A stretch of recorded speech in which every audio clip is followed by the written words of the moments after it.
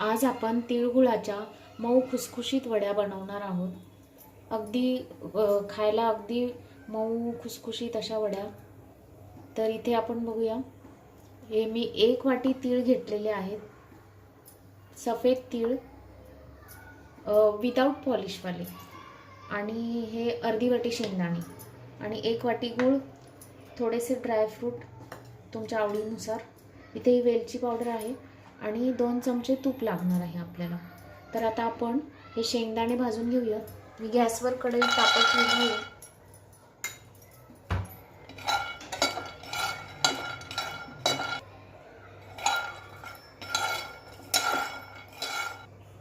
आता आपले शेंगदाणे भाजत आलेले आहेत. हे बघा, खरपूस भाजून घ्यायचे आहे, जास्त करपवायचे नाही आहेत. हे आता आपण काढून घेऊया.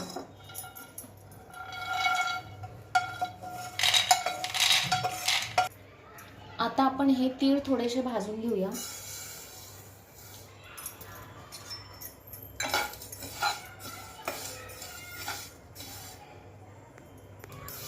तीळ पण आपले भाजत आलेले आहेत. ह्याला जास्त वेळ लागत नाही, 2-3 मिनिटात हे भाजून होतात. भाजायला काढून घ्यायचे आहेत. आता आपण हे काढून घेऊया.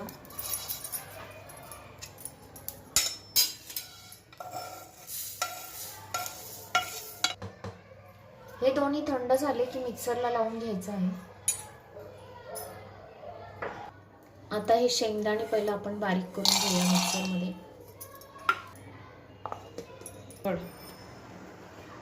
आपण शेंगदाणे बारीक करून घेतलेले आहेत.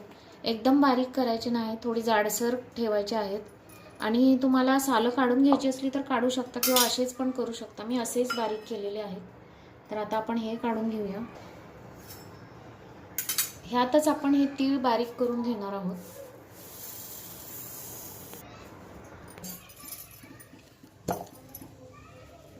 तीळ पण आपण जाडसरच करून घ्यायचे आहेत भरड. इथे मी गॅसवर कढई ठेवलेली आहे आणि आता त्याच्यात मी 2 चमचे तूप टाकते. आता आपण त्याच्यात हा गूळ घालून घेऊया आणि गूळ पूर्ण विरघळवायचा आहे. ह्याच्यात फक्त 1 चमचाभरच, थोडंसं अगदी अर्धा चमचाच पाणी घालायचं आहे. आपण इथे ताटाला थोडं तूप लावून घेऊया वड्या काढण्यासाठी. आता हा गूळ आपला विरघळलेला आहे, जास्त पाक करायचा नाही. त्याच्यात आता आपण हे शेंगदाण्याचं कूट आणि हे तिळाचं कूट घालूया आणि हे व्यवस्थित. ह्याच्यात मी 1 चमचाभर वेलची पावडर घालते आणि मी थोडंसं जायफळ किसते. तुम्हाला जर आवडत असेल तर घाला, नाही तर नाही घातलं तरी चालेल. छान चव येते पण जायफळनी.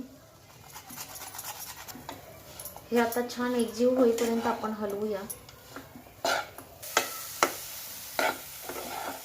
ह्याचा असा पूर्ण गोळा जरा घट्ट होईपर्यंत आपण अजून थोडा वेळ हलवून घेऊया. आता हे आपलं झालेलं आहे. आपण प्लेटमध्ये आता काढून घेऊया.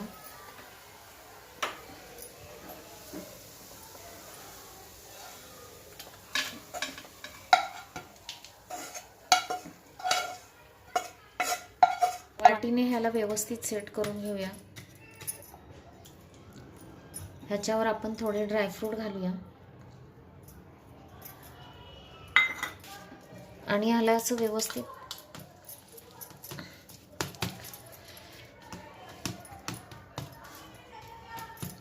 असं थापून घेऊया. आपल्या ह्या तिळगुळाच्या वड्या मस्त सेट झालेल्या आहेत. आता आपण ह्याला कापून घेऊया.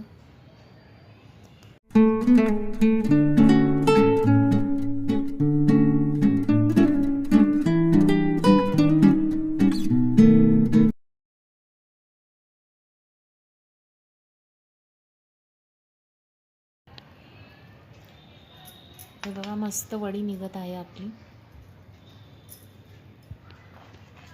हे बघा, छान वड्या पडलेल्या आहेत मस्तपैकी.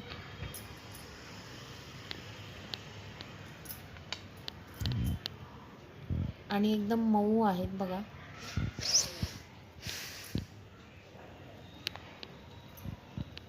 आता आपण हे काढून घेऊया प्लेटमध्ये.